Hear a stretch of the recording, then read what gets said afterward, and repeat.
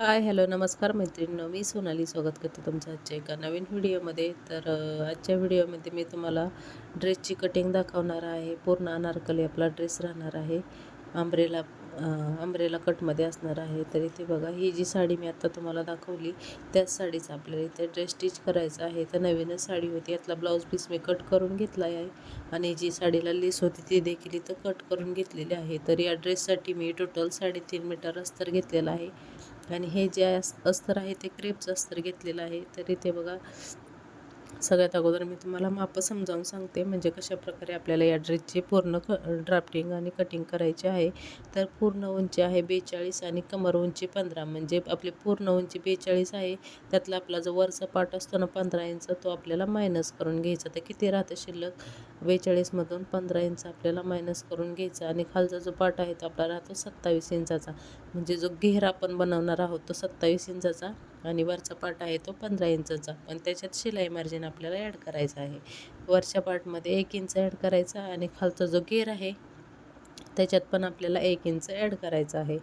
तर सगळ्यात अगोदर आपण जो वरचा पार्ट आहे तो कट करून घेऊया. तर वरच्या पार्टची उंची आपली टोटल होती 16 इंच, म्हणजे 15 इंच आपल्याला तयार ठेवायचे आहे. त्याच्यात 1 इंच प्लस करून आपल्याला 16 इंच मार्किंग करून घ्यायचं आहे. तर मार्किंग करायच्या अगोदर आपल्याला खालच्या साईडला जे कमी जास्त कपडा असतो तो सरळ करून घ्यायचा. त्याच्यानंतर उंचीचं मार्किंग करून घ्यायचं. आता इथे शोल्डर होता 14 इंच, त्याचा हाफ मी इथं 7 इंच टाकलेला आहे आणि मुंडा पण आपल्याला इथं 7 इंचच घ्यायचा आहे. त्याच्यानंतर इथे बघा, बरोबर मार्किंग करून घ्यायचं आणि सरळ लाईन आखून घ्यायची, आडवी पण लाईन आखून घ्यायची. ते कारण आपल्याला इथं छातीचं माप टाकायचं आहे. तर छाती आहे 38 इंच, त्याचा चौथा भाग आपल्याला 9.5 इंचावर इथं मार्किंग करून घ्यायचं आहे. त्याच्यात अर्धा इंच लुझिंग देऊन आपण 10 इंच मार्किंग केलं आणि साईडला 1.5 इंच शिलाई मार्जिन. सेम त्याच पद्धतीने कमरेचा चौथा भाग आणि साईडला आपल्याला 1.5 इंच शिलाई मार्जिन अशा प्रकारे मार्किंग करून घ्यायचं आणि हे जे दोन्ही पॉईंट आहेत ते आपल्याला अशा प्रकारे जोडून घ्यायचं. तर इथं कपड्याची घडी 4 फोल्डमध्ये घातलेली आहे, त्यामुळे पुढचा आणि पाठीमागचा भाग दोन्ही आपले इथं एकत्रच निघणार आहेत. तर इथे पाठीमागच्या मुंड्याचा आकार देऊन घ्यायचा आणि नंतर आपण दोन्ही पार्ट सेपरेट केले ना, नंतर मग आपल्याला पुढच्या मुंड्याचा आकार देऊन घ्यायचा आहे. पाठीमागचा गळा आपण छोटाच ठेवणार आहोत, म्हणजे 3 इंचाचा ठेवणार आहोत आणि पुढचा गळा जो असणार आहे तो डीप नेक आहे. 7 इंचाचा पुढचा गळा आहे. तो आपण जेव्हा स्टिचिंग करू ना त्यावेळेस मी तुम्हाला सांगेन कशाप्रकारे कट करायचं ते. पानगळा आहे पुढचा, खूप सुंदर असा नेक आहे. पानगळा आपण मध्ये थोडासा कट आहे, खूप सुंदर असा नेक आहे. त्याच्यामुळे व्हिडिओ शेवटपर्यंत नक्की बघा. अगदी डिटेलमध्ये पूर्ण व्हिडिओ मी तुमच्यासोबत इथं शेअर करणार आहे. तर इथे बघा, वरचा पार्ट कट करून झाला, नंतर अस्तरचं पण आपण कट करून सरळ करून घ्यायचं, कारण याच्यात आपल्याला खालचा घेर कट करायचा आहे. त्याच्यामुळे लगेच कपडा सरळ करून घ्यायचा. तर इथे बघा, हा जो आहे तो बॅक पार्ट आहे आपला, सॉरी, फ्रंट पार्ट आहे आपला. इथे आपण गळा नाही कट करणार आहोत. इथं आपण नंतर कॅनव्हास लावून आपण इथं गळ्याची कटिंग करणार आहोत. तर बॅक पार्टला इथं आपल्याला 3 इंचचा गळा कट करून घ्यायचा आहे. त्याच्यासाठी गळा रुंदी इथं आपण 4 इंच घेणार आहोत, म्हणजे 3.75, आणि डीप घेणार आहोत 3 इंच. तर इथे अशा प्रकारे बॉक्स तयार करून घ्यायचा आणि नंतर इथे आपल्याला गळ्याचा शेप देऊन घ्यायचा आहे.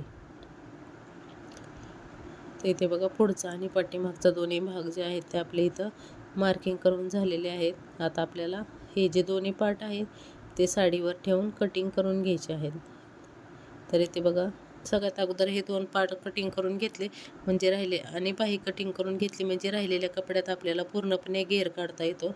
त्याच्यासाठी हे दोन्ही पार्ट अगोदर काढून घ्यायचे. तर इथे बघा, मी अशा प्रकारे घडी घालून घेतली आहे. तर शक्य होईल तेवढं बघायचं की आपल्या कमी कपड्यात होईल, कारण कमी कपड्यात कटिंग केलं ना म्हणजे आपल्याला घेरसाठी भरपूर सारा कपडा शिल्लक राहतो. तर इथे बघा, अशा प्रकारे मी 4 फोल्ड करून घेतलं आणि आता खालच्या साईडला थोडं प्लेन होतं त्याच्यामुळे ते घेतलेलं नाही आहे. जिथं ही फुलांची डिझाईन होते तिथंच ठेवलेलं आहे आणि खालचा प्लेन भाग होता तो कट करून टाकला.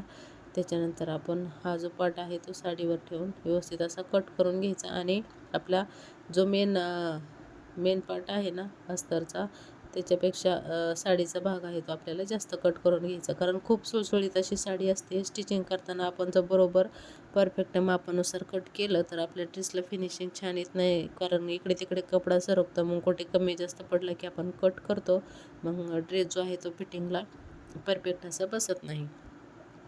तर आता आपल्याला इथं बाहीची कटिंग करून घ्यायची आहे. तर मला इथं फुल स्लीव शिवायचे आहेत 22 इंचाच्या. त्याच्यासाठी आपल्याला त्याच्यात 1 इंच प्लस करून 23 इंच मार्किंग करून घ्यायचं. आणि 4 फोल्डमध्ये इथं कपड्याची घडी आहे, तर दोन्ही बाही आपल्या एकत्रच निघणार आहेत.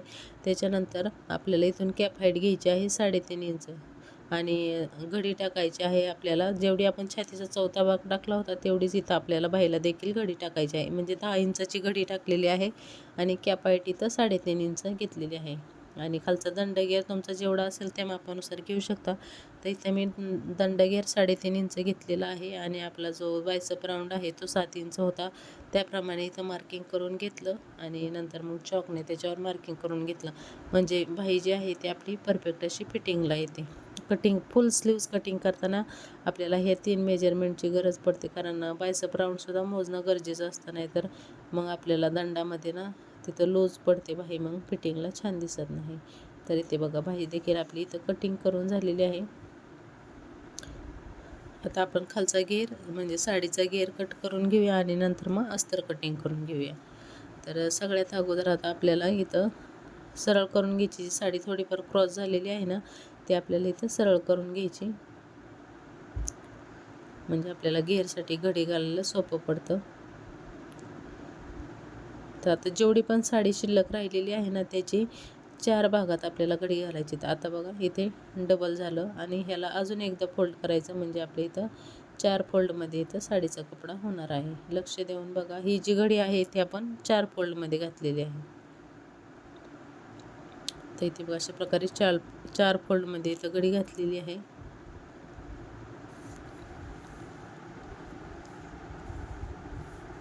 व्यवस्थित किनारी वगैरे सरळ करून घ्यायच्या, नाही तर कमी जास्त होतं. अगोदर साडीचा कपडा जो आहे तो खूप सुळसुळीत असतो, त्याच्यामुळे कमी जास्त होण्याचे खूप चान्सेस असतात.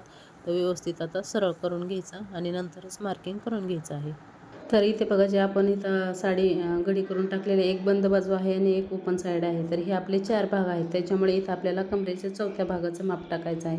तुमची जेवढी पण कमर असेल त्याचा चौथा भाग करून इथं बघा राऊंडमध्ये आपल्याला माप टाकून असा राऊंड शेप देऊन घ्यायचा आहे. त्याच्यानंतर जे आपण राऊंड माप टाकलेला आहे कमरेचा चौथा भाग, तिथून आपल्याला उंचीचं माप टाकायचं आहे. तर उंची किती होती आपली 27 इंच. 27 + 1 इंच करून 28 इंचावर पूर्ण मी असा घेर त्याचा आखून घेतला आणि सेम त्याचप्रमाणे इथं मी अस्तर देखील कटिंग करून घेतलेलं आहे. पूर्ण आपला घेर कटिंग झाल्याच्यानंतर त्याच्यानुसारच अस्तर कटिंग करून घ्यायचं, म्हणजे दोन्ही सेमच. तर इथे बघा पूर्ण ड्रेसची इथं माझी कटिंग झालेली आहे आणि याच्या नेक्स्ट व्हिडिओमध्ये मी तुम्हाला याची पूर्ण स्टिचिंग अगदी डिटेल स्टेप बाय स्टेप सांगणार आहे. त्यामुळे चॅनलवर नवीन असाल तर चॅनल सबस्क्राईब करा आणि ह्याचा पुढचा पार्ट 2 नक्की बघा.